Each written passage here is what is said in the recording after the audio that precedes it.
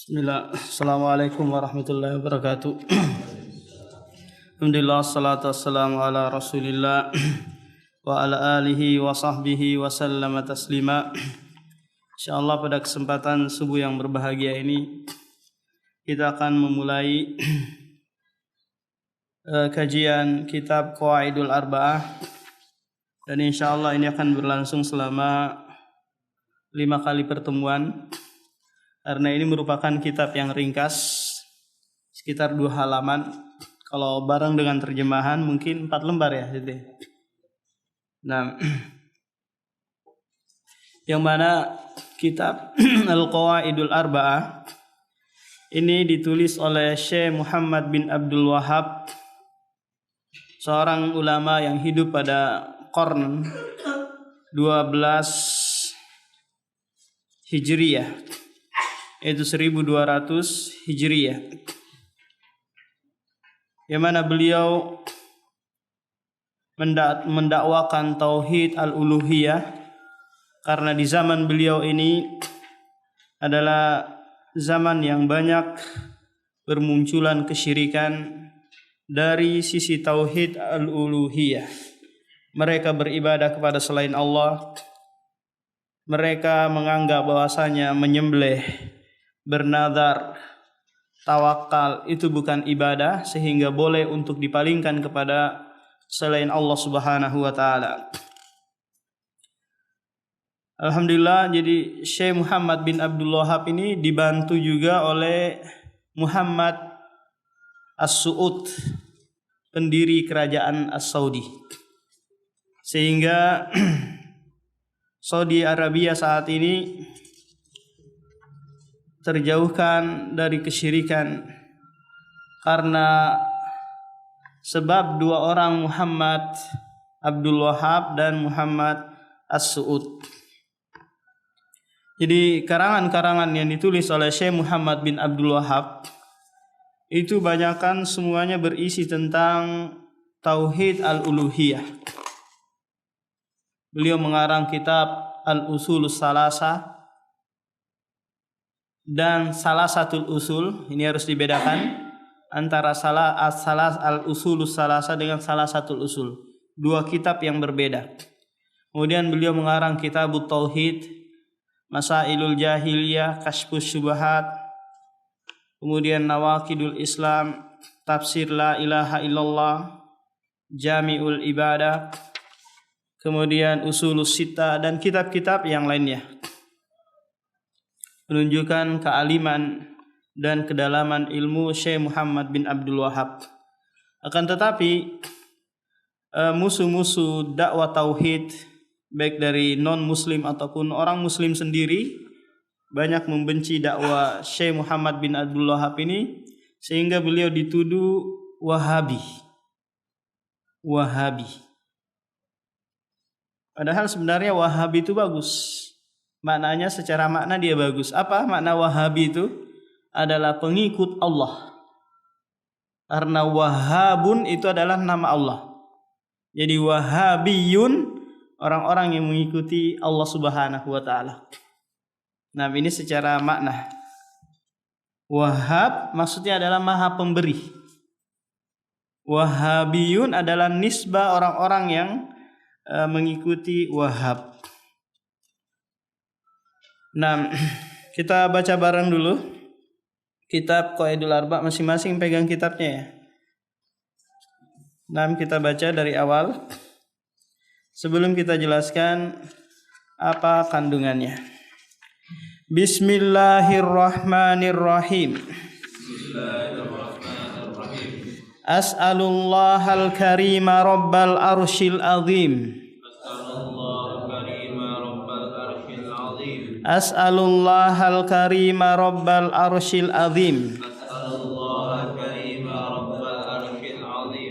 Ayyatawallaka fid dunya wal akhirah.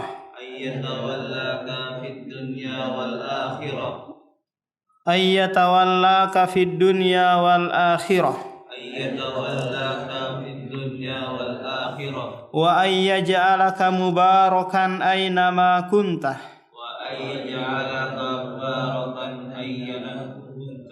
wa ayyaj'alaka mubarakan aina ma kuntah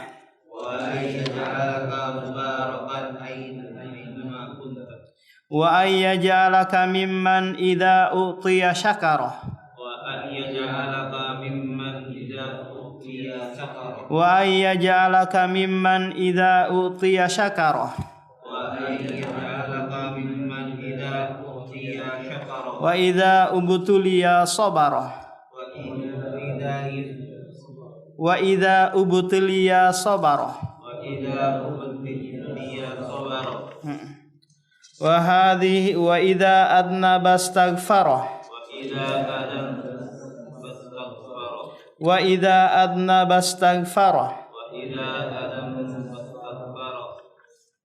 fa inna haula'i salasa unwanus sa'adati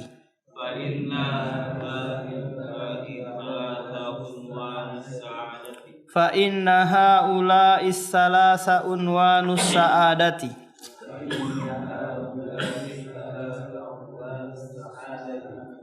Jadi penulis sebelum masuk kepada inti pembahasan, beliau memulai dengan pendahuluan-pendahuluan yang itu sangat penting bagi kaum muslimin.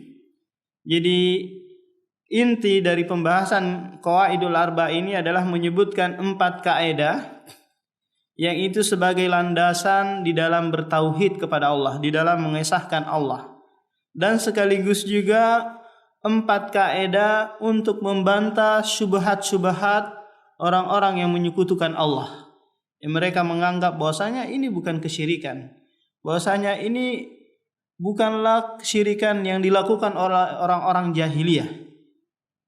Nah, jadi kita bisa membentengi, bisa membantah syubhat-syubhat ahlus syirki dengan mempelajari Al-Qawaidul Arba ini.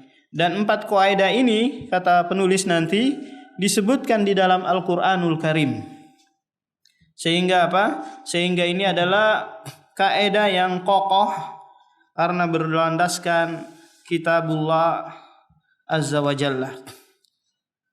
Penulis berkata, as'alullah al-karima rabbal arsyil azim.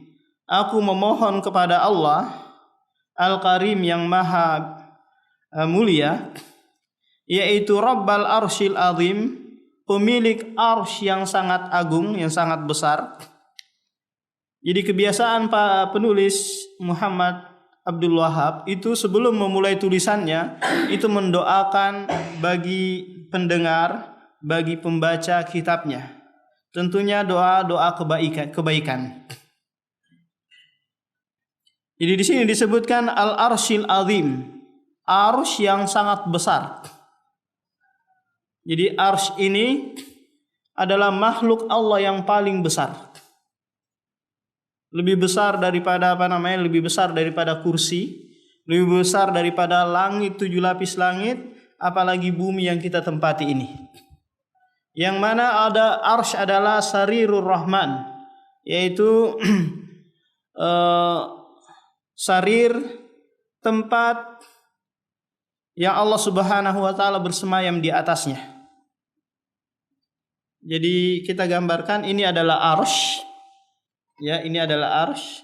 Maka Allah Subhanahu wa taala di atas arsy, yang dia mingguiri mumasah tanpa menyentuh arsy tersebut. Dia bersemayam di atasnya tanpa menyentuh. Sehingga apabila arsy ini enggak ada, maka Allah enggak jatuh. Ya, enggak jatuh. Kenapa? Karena Allah Subhanahu wa taala tidak butuh kepada makhluknya. Tidak butuh kepada makhluknya. Dia adalah as-somad, tempat bergantung seluruh makhluk. Dia adalah al-ghani, maha kaya. Sementara makhluknya seluruhnya adalah al-fakir atau al-fuqara. Nah, al-arsy ini terkadang disifati dengan al-azim, yang maha agung atau yang maha besar.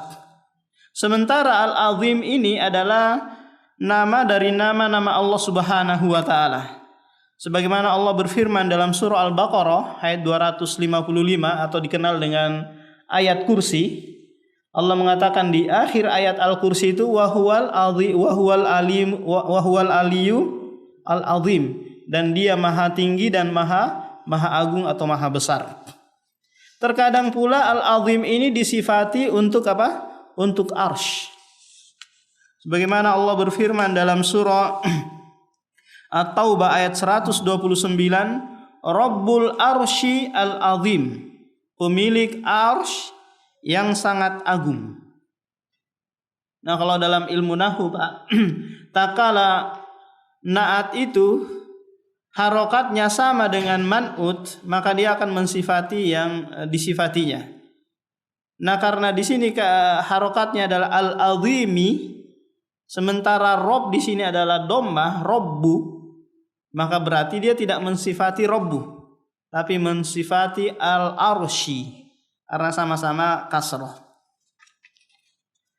Ayyatawallaka fid dunya wal akhirah. Nah, ini doanya.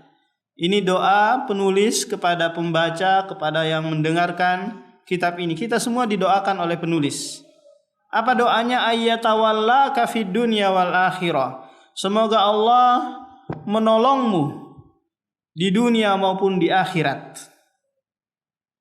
Yatawalla asal katanya ini adalah al-wali. Jadi waliullah, wali Allah Subhanahu wa taala adalah mereka yang bertakwa.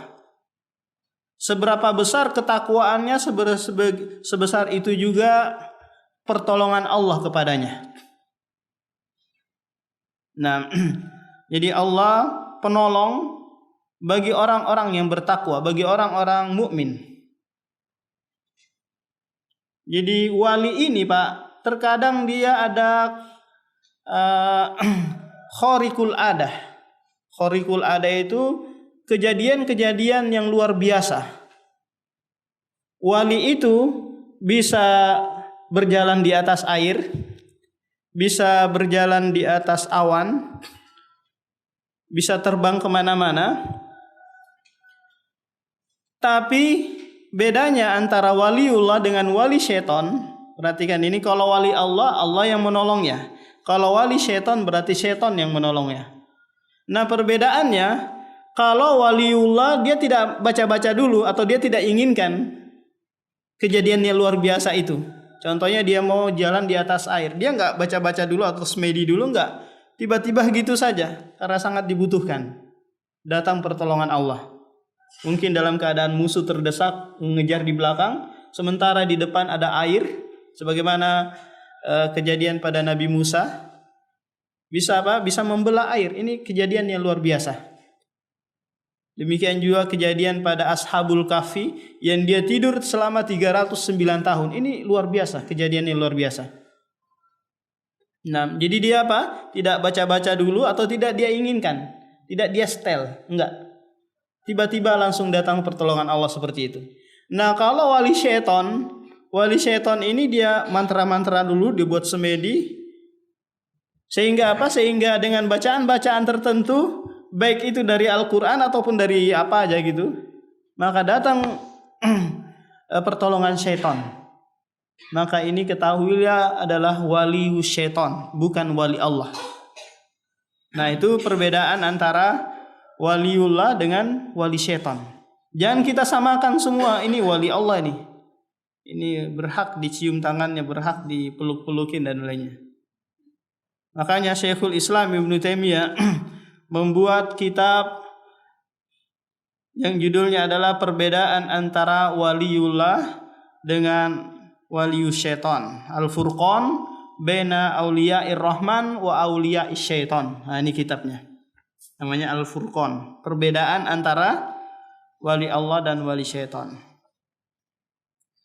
Kemudian doa yang kedua, wa ayyaj'alaka mubarakan aina ma kunta. Semoga Allah menjadikanmu mubarakan, diberkahi dimanapun engkau berada. Berkah itu asal katanya adalah birkah. Birkah itu kalau di Arab adalah tempat penampungan air. Kalau kita di sini tandon. Jadi makin besar birkah tersebut, dia akan makin banyak menampung air.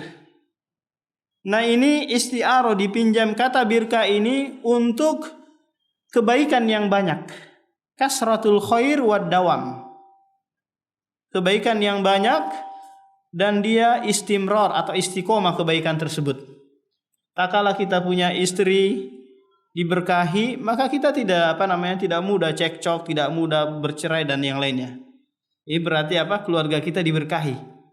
Tak kala kita punya rezeki meskipun 10.000 satu hari tapi diberkahi, maka 10.000 itu tidak akan mudah untuk dibelanjakan, tidak mudah untuk keluar atau hilang. Beda kalau sekiranya kita punya penghasilan 10 juta satu hari. Kita datang 10 juta, nutup lagi utang yang ada di bank. Nah, ini enggak diberkahi berarti. Karena Enggak dawam. Demikian juga tak kala kita melakukan ibadah, tapi kita istiqomah, berarti kita diberkahi dalam ibadah ini. Jadi penulis mendoakan keberkahan bagi si pembaca dan si pendengar kitab ini. Wa ayyaj'alaka mimman idza utiya syakara wa idza ubtuliya sabara wa idza adnaba astaghfara. Dan semoga Allah menjadikanmu termasuk orang yang apabila diberikan nikmat dia bersyukur. Apabila dia diuji dia bersabar. Dan apabila dia berdosa dia beristighfar. Kemudian penulis menekankan di akhir bahwa ketiga hal ini adalah unwanus sa'adah, sebab-sebab kebahagiaan. Sebab dengan tiga hal ini akan membuat seseorang itu bahagia. Tapi apabila hilang salah satu dari tiga hal ini, maka orang itu tidak bahagia. Contoh, dia diberikan gaji 50 juta, tapi nggak pernah syukur. Kurang ini, kita cari lagi, gojek lagi sana sini. Nggak pernah bersyukur. Disiksa dia dengan apa? Dengan hartanya. Dia tidak pernah merasa puas dengan pemberian Allah Subhanahu wa taala. Sementara Allah berfirman di ayat yang banyak sekali, la in syakartum la azidannakum. Jika kalian bersyukur, niscaya aku akan menambahkannya. Wala in kafartum inna adzabi lasyadid. Jika kalian mengkufuri nikmatku, niscaya azabku sangat pedih. Nah, bersyukur itu Pak, ada 3 rukun yang harus terpenuhi. Kalau tidak terpenuhi salah satunya, maka tidak dianggap bersyukur. Yang pertama adalah bersyukur dengan lisan. Bersyukur dengan lisan, dia memuji. Alhamdulillah. Setelah selesai makan, dia mengucapkan Alhamdulillah. Dapat gaji berapapun itu, dia katakan Alhamdulillah. Segala puji bagi Allah. Sebagaimana disebutkan dalam suatu hadis, Innallaha la yarda. Sesungguhnya Allah itu benar-benar ridho anil abdi terhadap seorang hamba idza akalal akal, apabila dia makan makanan fayahmaduhu alaih, lantas dia memujinya. Kemudian juga tatkala dia meminum minuman, kemudian dia memuji Allah Subhanahu wa taala. Ini adalah salah satu bentuk syukur kita kepada Allah Subhanahu wa taala, yang mana segala kenikmatan, nah di antaranya ini, kenikmatan ini. Cuma sayangnya jamaah enggak dibagikan ini. Masih panas. Jadi syukur yang kedua adalah al-i'tiraf bil qalbi, mengakui dalam hati bahwasanya nikmat ini datangnya dari Allah. Ini al-i'tiraf bil qalbi, mengakui dalam hati. Karena banyak orang Pak diberikan rezeki apapun itu, kesehatan kah, harta kah, istri kah dan yang lainnya, ini kewajiban saya ini. Ini. Seakan-akan dia menafikan ini adalah pemberian Allah. Ini enggak boleh. Sebagaimana Qarun yang menganggap ini adalah hasil usaha saya, enggak ada campur tangannya Allah. Ini kufur terhadap nikmat Allah Subhanahu wa taala. Wa ma atakum, Allah Subhanahu wa taala berfirman, wa ma bikum min nikmatin faminallah. Nikmat apa saja yang kalian rasakan itu datangnya dari Allah Subhanahu wa taala. Maka perlu dan sangat penting kita mengakuinya di dalam hati. Yang ketiga adalah Sarfuha li taatillahi wa limardotillah. Menggunakan kenikmatan tersebut untuk ketaatan, untuk hal yang diridhoi oleh Allah Subhanahu wa taala. Orang yang tidak bersyukur, Pak, tak kala dia diberikan rezeki yang banyak, dia gunakan untuk kemaksiatan, untuk main sabu-sabu, untuk berzina, untuk ini enggak bersyukur ini. Meskipun di awalnya dia ucapkan alhamdulillah, dia akui ini datangnya rezeki Allah, tapi dia palingkan kepada kemaksiatan. Ini apa? Ini tidak bersyukur. Dia gunakan, dia dapat gaji, dia pergi ke kilo 17. Dia pergi ke bar, minum-minum dan yang lainnya. Ini salah satu apa? Bentuk dia tidak bersyukur dan dia diadab. Dia diadab dengan kenikmatan tersebut. Seorang ulama berkata, kullu nikmatin, setiap kenikmatan, la tuqarribuka ilallahi fahuwa baliyah. Setiap kenikmatan yang tidak mendekatkan dirimu kepada Allah, maka ketahui itu adalah musibah. Ketahuilah itu adalah musibah di atas musibah yang menimpamu. Perhatikan, Pak, nikmat sehat yang Allah berikan kepada kita, kalau tidak digunakan dalam ketaatan, maka itu adalah musibah. Nikmat harta, nikmat adanya anak, adanya istri, kalau dia tidak mendukung kita dalam ketaatan, maka itu adalah musibah bagi kita. Nah, ini yang pertama, sebab kebahagiaan yang pertama. Apa itu? Idza utiya syakarah. Apabila diberikan kenikmatan, dia bersyukur. Wa idza ubtuliya sabara. Dan apabila dia diuji, maka dia bersabar. Ujian itu baik kebaikan ataupun keburukan, itu semua ujian. Kita hidup di dunia ini, Pak, penuh dengan ujian. Kaya ujian, miskin ujian, sehat ujian, sakit ujian. Akan tetapi seorang mukmin pandai dalam mengatur kondisi. Jika dia diberikan kenikmatan, dia bersyukur, dan jika dia diberikan musibah, dia bersabar. Allah Subhanahu wa taala berfirman, "Walanabluwannakum bisyai'in minal khaufi wal ju'i wa naqsim minal amwali was samarat wa basyiris sabirin." Dan kami benar-benar akan menguji kalian dengan sedikit ujian. Baik itu dari dari rasa takut, kemiskinan, kelaparan, kekurangan harta, dan kekurangan anggota badan. Mungkin kita tabrakan atau jatuh dari mana gitu, akhirnya patah tangan kita. Ini semua ujian yang Allah Subhanahu wa taala mengharuskan kita as-sabr. As-sabr, bersabar. Ini kewajiban bagi seorang hamba, bersabar. Sabar itu, Pak, adalah habsun nafs, menahan jiwa agar tidak berkeluh kesah, agar tidak teriak-teriak, agar tidak meraung-raung tak kala kena musibah. Nah, ini namanya apa? Bersabar. Bersabar yaitu menahan jiwa agar tidak berkeluh kesah, tidak meraung-raung dan yang lainnya. Nah, sementara sebagian ulama menyebutkan bahwa sabar itu ada 3 macam. Yang pertama adalah sabar di atas ketaatan. Nih, ketaatan, Pak, semua nih yang kita kerjakan itu berat.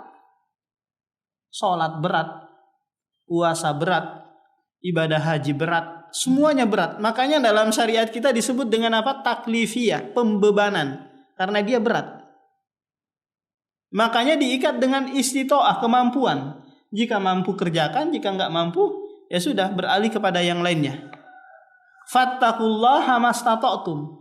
Bertakwalah kepada Allah sesuai dengan kemampuan, karena itu berat asalnya.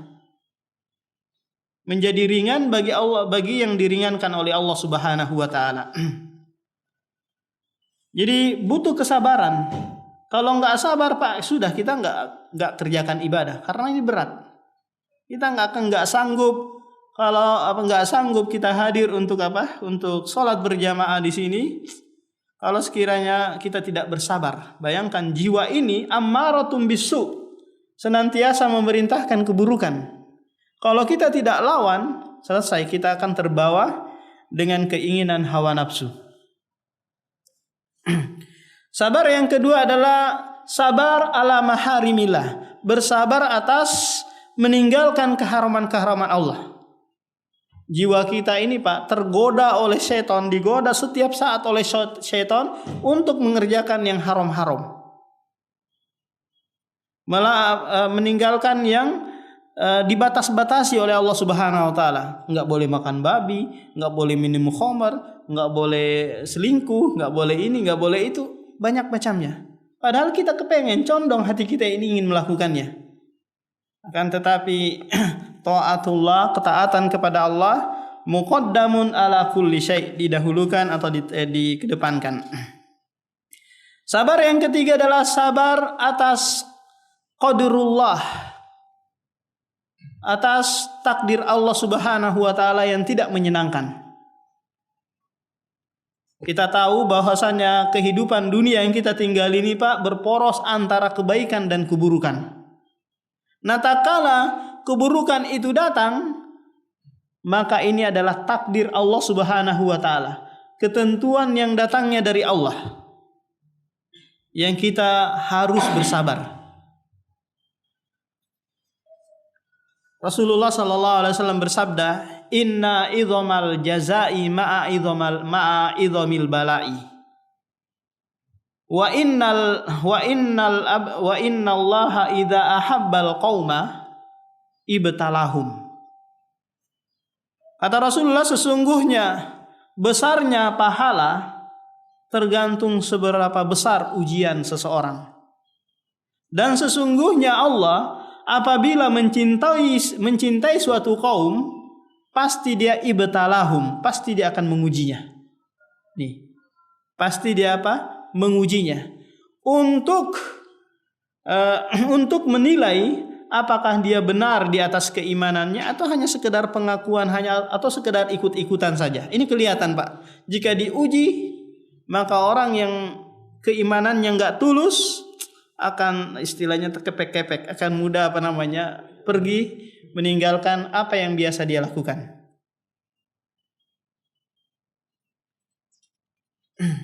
Ada seorang itu yang dia maunya ibadah tak kalah senang-senang aja. Ada yang tak kalah kena musibah stop dulu ibadah. Ada yang seperti itu. Dan ini disebutkan di dalam Al-Quran. Wa minan nasi may ya'budullaha ala taraf. Di antara manusia itu Pak, ada yang menyembah Allah di pinggir-pinggir jurang. Jika dia di atas kenikmatan, jalan terus ibadah. Jika dia enggak ada kenikmatan, sudah jatuh dulu. Sampai Syekh kami sering menceritakan tentang ada seseorang yang Masya Allah dia rajin sholat subuh, rajin sholat berjamaah dan yang lainnya.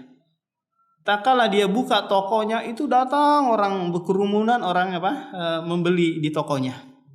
Tapi di toko sebelah ini dia jarang sholat, gak pernah sholat berjamaah, bahkan gak sholat juga. Kok sepi terus tokonya ini? Akhirnya dia kepengen juga dengan apa yang dilakukan oleh sebelah tokonya ini. Dia inilah. Tapi yang di sebelah ini dia banyak memiliki kambing, sapi dan yang banyak peternakannya. Nah, akhirnya dia karena kepengen juga tokonya rame, dia sholat berjamaah. Pas sholat berjamaah, subuh berjamaah, dia sholat. Setelah dia pulang sholat dari subuh berjamaah, langsung kambingnya mati, sapinya mati. Sholat duhur lagi, mati terus kambingnya, sapinya mati. Tinggal satu kambing saja namanya Al-Anzah. Akhirnya dia tahan, kamu jangan mati, saya akan tinggalkan sholat. Jangan mati dulu, saya akan tinggalkan sholat. Akhirnya dia tinggalkan sholat. Kenapa? Allah Subhanahu wa taala mengujinya. Enggak, dia sudah berhenti sholat. Akhirnya enggak mati. Enggak mati dia Banyak Pak yang diuji dengan seperti itu. Tak kala dia kenal dakwah, ikut pengajian, kok susah banget rezeki saya ya. Kok istri saya begini-begini terus, diuji. Diuji keimanannya, benar nggak dia ini? Tulus nggak dia dalam mengikuti mengikuti agama Islam ini? Jadi ujian itu pasti akan datangnya. Dan setiap ujian yang Allah Subhanahu wa taala berikan itu bernilai pahala di sisi Allah Subhanahu wa taala jika kita bersabar. Jika bersabar. Kalau tidak bersabar, maka yang ada hanyalah dosa. Ini tingkatan yang wajib. Ada tingkatan yang mustahab, yaitu ridho. Wah, ini sangat berat ini Pak, ridho ini. Contoh, dia naik motor. Pelan-pelan aja jalannya, terus ada yang serempet, terus jatuh, patah kakinya, patah tangannya. Terus dia mengatakan alhamdulillah, masya Allah saya diuji oleh Allah Subhanahu wa taala. Dia di atas sabar, yaitu ridho. Ridho dengan ketentuan Allah Subhanahu wa taala. Dia tahu bahwasanya ini adalah ujian. Dia tahu bahwasanya ini adalah tidak semua diberikan kepada hamba-hambanya, orang-orang tertentu saja. Maka betapa besar pahala bagi mereka yang bersabar, apalagi ridho terhadap musibah yang menimpa atau yang dia rasakan. Nah, kemudian yang ketiga adalah wa idza adnaba astaghfara. Dan apabila dia berdosa, dia beristighfar, dia bertobat, dia kembali kepada Allah Subhanahu wa taala. Setiap kita Pak pasti akan mengalami dosa, pasti melakukan dosa, sadar atau tidak disadari. Dosa itu pasti akan kita lakukan. Dan ini telah ditegaskan oleh Allah Subhanahu wa taala dalam hadis qudsi, "Innakum tukhti'una bil-laili wan-nahar." Sesungguhnya kalian itu melakukan dosa, melakukan kesalahan siang dan malam. Wa ana aghfirudz dzunuba jami'a. Sementara akulah yang mengampuni dosa seluruhnya. Fastaghfiruni aghfir lakum. Minta ampunlah kepadaku, niscaya aku akan mengampuni.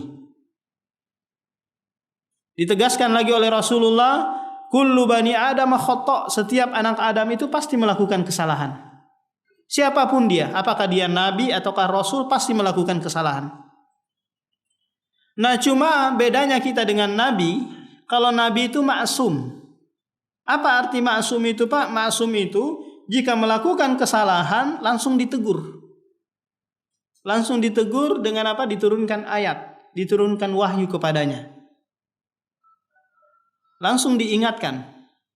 Sebagaimana kesalahan Rasulullah tak kala dia berpaling dari Ibnu Ummi Maktum, tak kala dia melakukan kesalahan terhadap istri-istrinya, yang Allah menurunkan, ya ayuhan nabiyyu lima tuharrimu ma ahallallahu lak.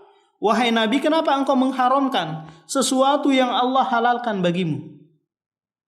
Diturunkan lagi surah Abasa wa tawalla anja'ahul a'ma. Kenapa dia berpaling, acuh terhadap orang yang buta, tak kala dia datang untuk meminta pengajaran kepadanya. Ini apa? Ini teguran. Tak kala dia melakukan apa? Kesalahan. Bukanlah orang yang maksum itu tidak pernah melakukan kesalahan. Dia melakukan kesalahan. Nah, selain Nabi itu tidak maksum. Paham Pak? Tidak maksum. Tidak terjaga dari kesalahan. Dia melakukan kesalahan, tidak ada wahyu yang turun negur langsung, enggak ada. Akan tetapi mungkin teman-temannya, orang dekatnya yang mengingatkan. Fadzakir fa inna dzikra tanfa'ul mu'minin. Berikanlah peringatan karena sesungguhnya peringatan itu memberikan manfaat bagi orang-orang mukmin. Timbul pertanyaan sekarang. Apakah dosa besar, yaitu dosa kesyirikan, syirik besar, itu diampuni oleh Allah? Pak Iman? Sampai tobat sampai dia meninggal dunia tidak tobat, maka dia tidak diampuni. Sebagaimana Allah berfirman dalam surah An-Nisa ayat 48, "Innallaha la yaghfiru ayyushraka bih wa yaghfiru ma duna dzalika liman yasha." Sesungguhnya Allah tidak mengampuni dosa kesyirikan dan Dia mengampuni dosa selain syirik bagi mereka yang mati belum sempat bertobat. Bertobat atau beristighfar ini ada 4 syarat yang harus dipenuhi. Syarat yang pertama, adamul audah, tidak mengulangi lagi. Adamul audah, dia apa? Tidak mengulangi. Syarat yang kedua adalah al-azmu, dia berazam untuk tidak melakukan lagi. Dia mengazamkan dirinya. Kalau sekedar astagfirullah, besok dia ulangi lagi. Dia beristighfar saja dengan lisannya, tapi besok kerjakan lagi. Ada yang seperti itu. Dia beristighfar hari ini, besok dia kerjakan lagi. Nah, ini apa? Belum memenuhi syarat taubat.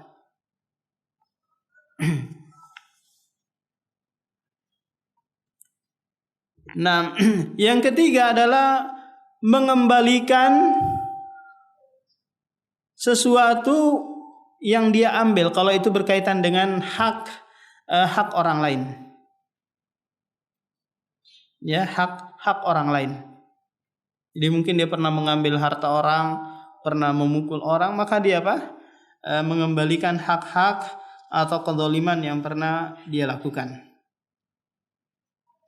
Nah, jadi kalau seseorang pernah mungkin mencuri atau pernah membunuh orang lain, terus dia beristighfar, memohon ampun, ya Allah, saya enggak mau lagi lakukan gitu, bertobat.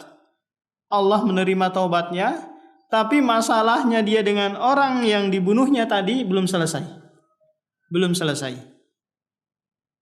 Nanti akan dipertemukan nanti di akhirat. Lalu ditanya, orang yang dibunuh tadi bertanya kepada yang membunuh, "Kenapa engkau membunuhku? Kenapa engkau membunuhku?" Itu pertanyaannya.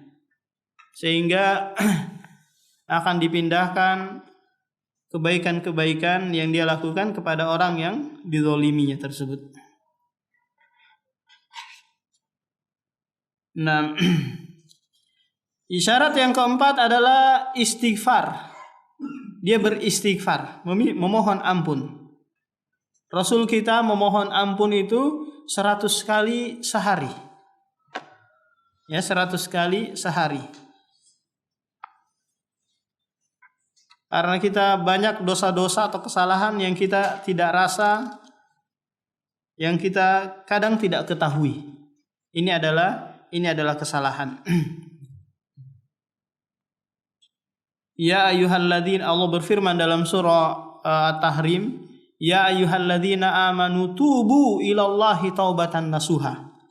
Wahai orang-orang mukmin, bertobatlah dengan taubatan nasuha. Ini kan sudah mukmin, sudah melakukan ketaatan. Kesalahan apa lagi sehingga dia disuruh bertobat? Maka kesalahan-kesalahan yang dia tidak rasakan, yang dia tidak ketahui banyak, yang hanya Allah Subhanahu wa taala yang mengetahuinya dan orang-orang yang dalam ilmunya. Fa inna haula'i as-salasa unwanus sa'adah. Karena ketiga hal yang disebutkan tadi adalah unwanus sa'adah, sebab-sebab kebahagiaan. Jadi kalau sekiranya ada TK atau PAUD mengajarkan pendidikan ini saja, ini sudah cukup. Anak-anak kita diajarkan ketiga hal ini, Pak, Masya Allah, besarnya nanti dia akan bersyukur kepada Allah Subhanahu wa taala, dia akan bersyukur kepada kedua orang tuanya. Bagaimana cara mengajarkan anak kita untuk bersyukur? Setiap diberikan sesuatu, ajarkan, nak, ucapkan apa? Terima kasih, syukron atau yang lainnya. Agar nanti tak kala Allah memberikan kenikmatan di saat dia sudah balik, di saat dia sudah besar, maka dia akan bersyukur kepada Allah. Nah, ajarkan juga bersabar dengan cara apa? Banyak. Tinggal dipikirkan saja. Baik itu dengan antrian. Jadi kalau mau mengambil sesuatu antrian. Ini mengajarkan seseorang untuk bersabar. Sementara kita kadang karena dari kecil nggak dilatih sabar, ini serobot sana serobot sini, nggak biasa. Budaya antri di negara kita ini susah. Ya, maunya kepengen duluan aja. Jadi diajarkan anak-anak kita untuk apa? Bersabar, mungkin dengan latihan budaya antri. Karena di situ ada nilai sabar. Bersabar menunggu giliran meskipun itu panjang gilirannya. Yang ketiga, mengajarkan anak-anak kita untuk meminta maaf. Tak kala dia melakukan kesalahan kepada orang tuanya, kepada orang lain, minta maaf. Jangan biarkan dia langsung pergi meninggalkan masalah, meninggalkan case atau kasus yang dia lakukan. Panggil, selesaikan baik-baik. Kalau sekiranya dia bermasalah dengan teman mainnya, maka kita nggak usah ikut campur. Selesaikan masalahmu dengan dengan temanmu. Selesaikan. Kalau sudah selesai, baru kita ambil dia. Jangan kita sebagai orang tua langsung ikut campur. Mungkin karena kita nggak tahu permasalahannya dia, apa permasalahannya, sehingga kita masuk atau ikut campur dalam permasalahan anak kita.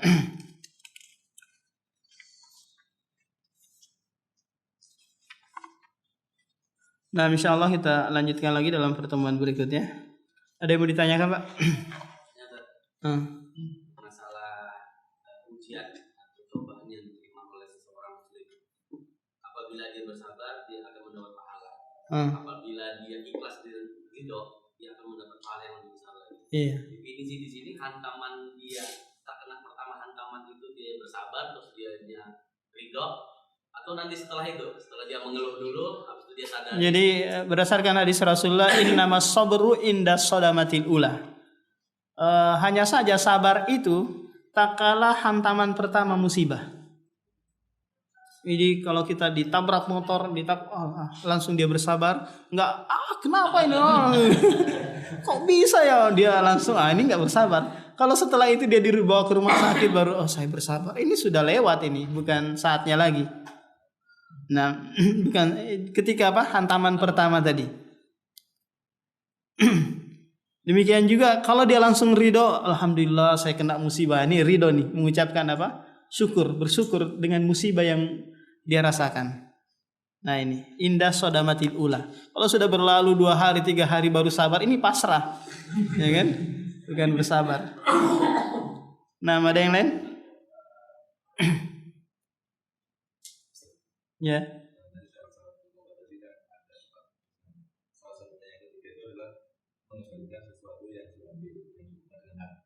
Iya.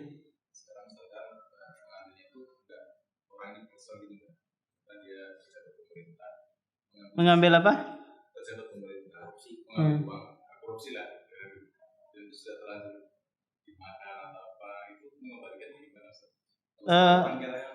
Kalau mengembalikan ke lembaga, kalau umpamanya ada BUMN gitu atau perusahaan tertentu, dikembalikan ke situ, nanti dia yang ngurus. Jadi kembalikan ke lembaga lagi, bukan kembalikan ke masyarakat masing-masing warganya gitu atau tetangganya, enggak. Iya, kembalikan ke PU. Seperti itu. Karena negara menitipkan ke situ. Jadi nanti dia bertanggung jawab lagi ke negara. Kalau sekiranya nggak dikelola dengan baik uang itu.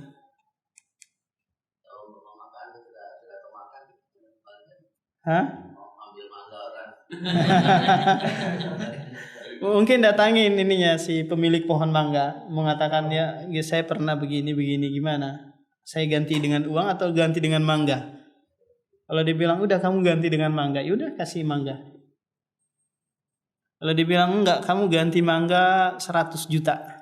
Harga mangga tersebut 100 juta, lebih mahal mangga itu. Ya udah kasih. Itu bagus lagi, sudah selesai berarti. Selesai urusan Anda dengan orang tersebut.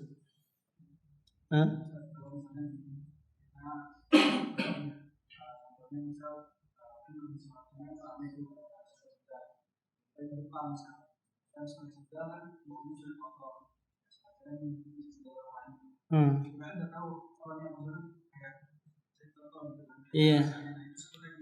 Itu nggak disengaja kan ya? Nggak disengaja. Ya nggak termasuk kezaliman itu. Beda dia kalau semuanya dia nginjak tai kambing, tai apa di situ terus dia kalau selesai dia niatkan itu. Nah demikian subhanakallah bihamdik, syadallah lantas